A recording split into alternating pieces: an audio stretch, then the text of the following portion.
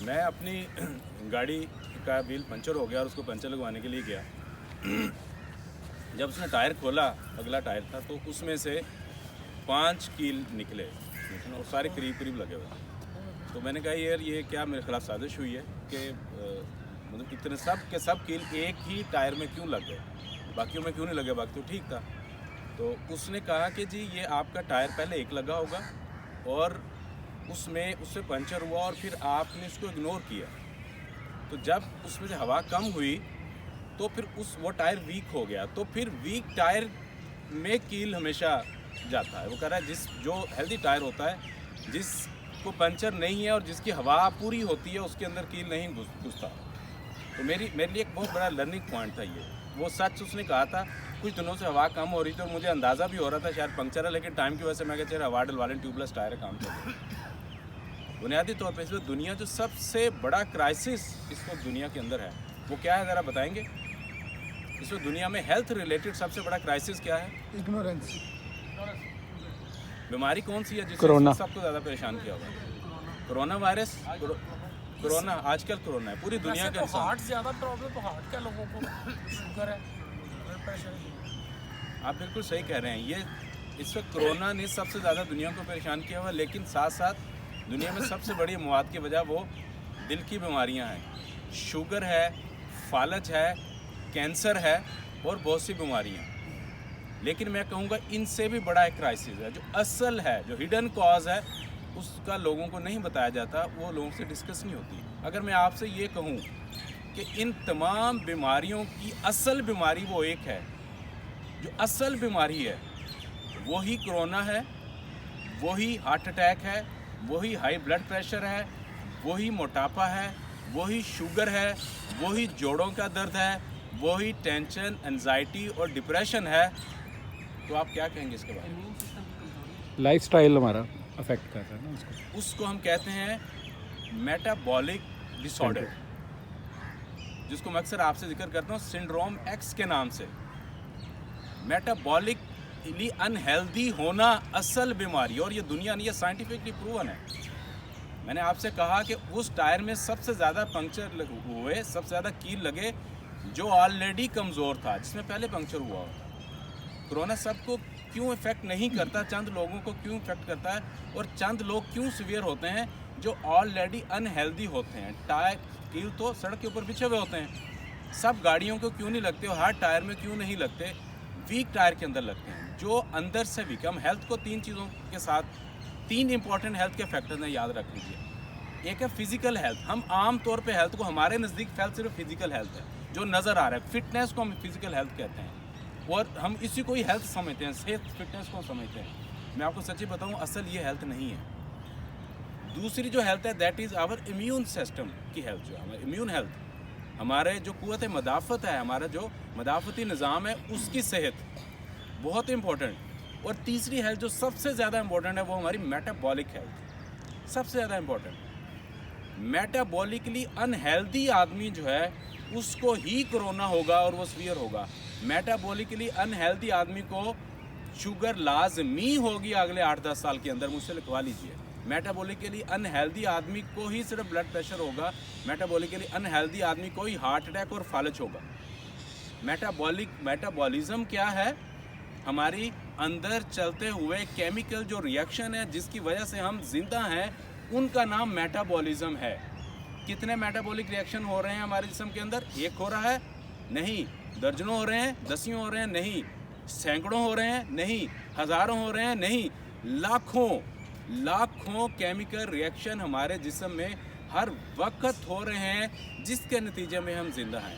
वो chemical reaction जिसकी वजह से मुंह के अंदर सलाइवा बनता है। आप 24 घंटे के अंदर 1 से 1.5 लीटर तक सलाइवा या थूक प्रोड्यूस करते हैं। आप नहीं करते, आपका जिस्म करता है। वो केमिकल रिएक्शन होते हैं जिसके नतीजे में होता है।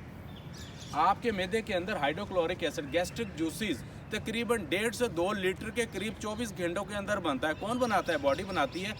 केमिकल रिएक्शंस के नतीजे में बनता है। आपको पसीना आता है गर्मियों में, आपको सर्दियों के अंदर हीट प्रोड्यूस होती है, और बहुत सारी आपके आंसू बनते हैं, आपकी स्किन मेंटेन है, आपका दिल धड़क रहा है, आपका जिगर काम कर रहा है, मैदा काम कर रहा है, गुर्दे अपना काम कर रहे हैं। ये सारे के सारे केमिकल रिएक्शंस के नतीजे में कर रहे हैं। ये केमिकल रिएक्शन क्या है, इसको दो हिस्सों में डिवाइड किया जाता है। खुराक जो हम खाते हैं उसका टूटना, तोड़ फोड़ होना, एक हिस्सा, उसको हम कहते हैं कैटाबॉलिज्म मेडिकल लैंग्वेज के अंदर। उस तोड़ फोड़ के नतीजे में जो रॉ मटेरियल बनता है उससे नई चीज़ें बनना, उसको मेडिकली कहते हैं एनाबॉलिज्म, और दोनों को मिला के कहते हैं मेटाबॉलिज्म। जब खुराक मैंने खाई, मेरे मुंह में गई, मेरे मैदे में गई, मेरे आंतों से जिससे में जज्ब हुई, उसकी तोड़ फोड़ होकर उसके बिल्कुल बारीक पार्टिकल्स बन गए, ये है एनाबॉलिज्म। मेटाबॉलिज्म का एक हिस्सा, उसके नतीजे में ये मुंह का सलाइवा बना, ये पेट का हमारा हाइड्रोक्लोरिक एसिड बना, हमारी बाइल बनी, हमारे और बहुत सारी जो चीज़ें बनी, नए खुलिया बने, इम्यून सेल्स बने, वो सारी चीज़ें बनी, तो ये उसका दूसरा हिस्सा है। ये मेटाबॉलिक हेल्थ डिस्टर्ब जिससे संबंध की हो जाती है, सिर्फ उसको ये सारी बीमारियां लगती हैं। मैं आपको बता दूं, कोई भी दवा अब तक नहीं बनी जो आपकी मेटाबॉलिक हेल्थ को ठीक करे।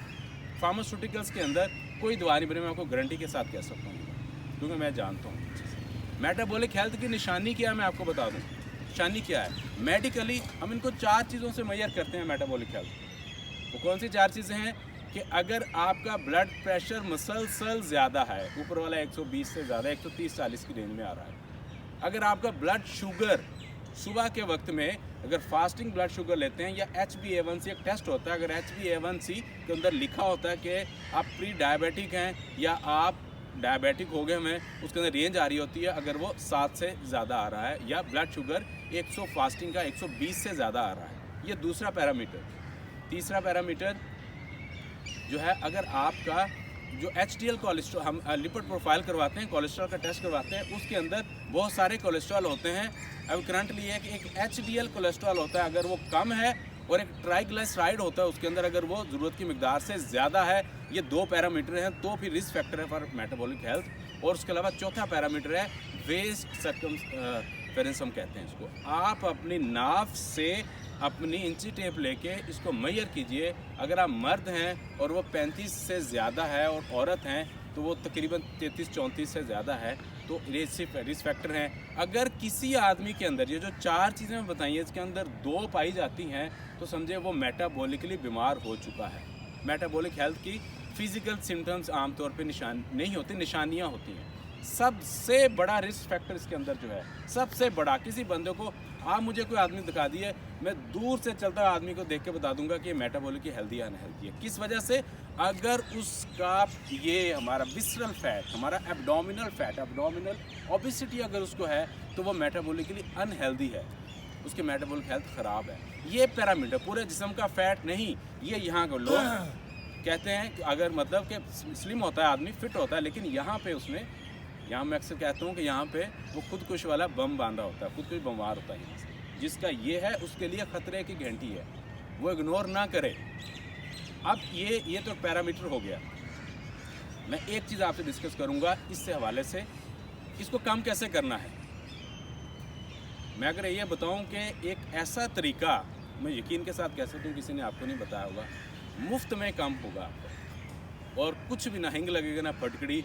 और मैं कहूँगा वो लोग जो मोटे हैं और इस वक्त यहाँ नहीं आ रहे, घरों में बैठे हुए हैं, मैं ये कैमरे की वसात से उन्हें कहूँगा कि वो बदकिस्मत तरीन इंसान है। अगले आने वाले 2 मिनट में तो उनको पता चल जाएगा क्यों बदकिस्मत है।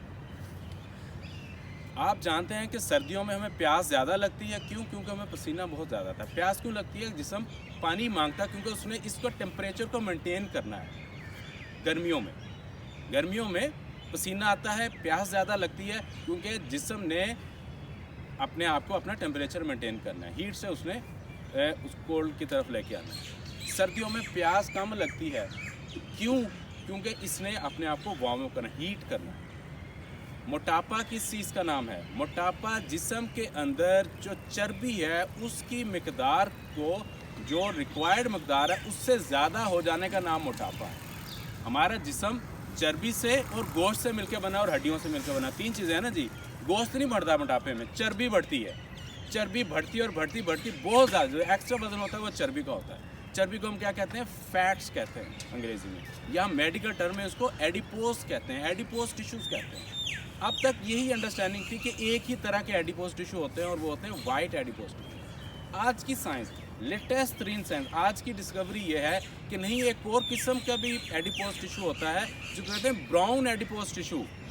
उसका काम क्या है? कुदरत ने उसके ज़ुम्मे काम लगाया हुआ है सर्दी के अंदर जिस्म में हीट प्रोड्यूस करने का काम। और ये हीट प्रोड्यूस जो होती है ये एक अच्छे खासे एनर्जी कंज्यूमिंग मेटाबॉलिक प्रोसेस की वजह से होती है। इस एनर्जी, ये हीट प्रोड्यूस करने का अमल के अंदर बहुत ज़्यादा एनर्जी कंज्यूम होती है, मेटाबॉलिज्म बहुत तेज़ हो जाता है। और वो जो एनर्जी होती है ये ब्राउन जो हमारे फैट सेल्स हैं वो जो जमा चर्बी है वहाँ से लेते हैं। जो बंदा यहाँ पाक में आ गया, जो आज नवंबर, दिसंबर, जनवरी जिसने ज़ाया कर दिया, वो ये उसको पूरे साल के 10 महीनों में ये मिलेगा। दिसंबर आधा महीना, आधा पीरियड 1 महीना ज़ाया हो गया, अभी आधा रहता है, जनवरी आपके पास अवेलेबल है। जो नहीं आ रहे प्लीज़ आएँ। जब आप यहाँ पे ठंड में आते हैं, बॉडी ने अपना टेम्परेचर हर हाल में मेंटेन करना है, अदरवाइज हम मर जाएँ। उसको मेंटेन करने के लिए उसने ठंड के अंदर हीट प्रोड्यूस करनी है। वो किसने करनी है? ब्राउन एडिपोज टिश्यूज़ ने करनी है। उसने कहाँ से वो हीट लेनी है? मेटाबॉलिक प्रोसेस के नतीजे में लेनी है। और वो कहाँ से आनी है एनर्जी? वो जो जमा शुदा हमारे वाइट एडिपोज टिश्यू के वाइट जो जमे हुए फैट्स हैं उनको मोबिलाइज करके, उनको कैटाबोलाइज करके उसमें लेनी है। सिर्फ कुछ नहीं करना, सिर्फ आप घर से उठ के पार्क में आ जाइए। आजकल में खुदा के वास्ते 1 घंटा यहाँ पे गुजार दीजिए। आई एश्योर यू आपके जिस्म के, आपके मोटापे में जमे फैट में सिग्निफिकेंट फ़र्क आएगा। और ये साइंटिफिक थ्योरी है और ये साइंटिफिकली प्रूवन है। दूसरे नंबर पे जब हम एक्सरसाइज करते हैं, ख़ास तौर पे योगा एक्सरसाइज हम करते हैं, ये मैं साइंटिफिक बात आपको बताने लगा हूँ, तो उसके नतीजे में हमारे जिस्म में ऐसे हार्मोन्स बनते हैं जो इस प्रोसेस को फैसिलिटेट करते हैं, जो ब्राउन एडिपोज टिश्यू को एक्टिवेट करते हैं ताकि वो ये काम बेहतर तरीके से करें और जिस्म में ज़्यादा हीट प्रोड्यूस हो, हीट पैदा हो। पुराने वक्तों के अंदर एक ट्रीटमेंट का तरीका था, अभी भी बहुत से अंग्रेज़ उसको अडॉप्ट अप कर रहे हैं।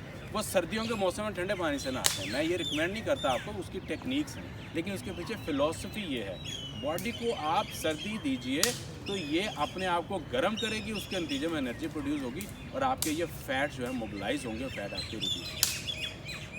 तो आई रिक्वेस्ट, मैं कहूँगा आप एक्सपीरियंस करके देख लीजिए। हम कहते हैं 1 महीने के लिए आ जाइए। और लकीली अगेन मैं कैमरे की तवज्जो से कहूँगा, TWC पाकिस्तान पूरे पाकिस्तान के अंदर, कराची में, लाहौर में, मुल्तान में, बहावलपुर में, पिंडी में, गुजरांवाला के अंदर, पूरे पाकिस्तान के अंदर ये वाहिद क्लब है जिसके लोग सुबह फजर के वक्त ग्राउंड में फ़ी सबिलिल्लाह मौजूद होते हैं और मुफ्त में आपको एक्सरसाइज करवाते हैं, सेहत की बातें बताते हैं, खाना पीना बताते हैं। सेहत से मुतल्लिक इससे बड़ी ब्लेसिंग आई एश्योर के शायद पाकिस्तान में जो नॉन कमर्शियल है वो अवेलेबल नहीं है। अभी भी अगर कोई ना आए वो तो फिर ज़रा उसको हम बदकिस्मती कह सकते हैं। उसके साथ जो दूसरी चीज़ है, सर्दी का एडवांटेज, सर्दी को इस्तेमाल कर लीजिए अपने आप को मेटाबॉलिकली हेल्दी करने के लिए और अपने आप को स्लिम करने के लिए।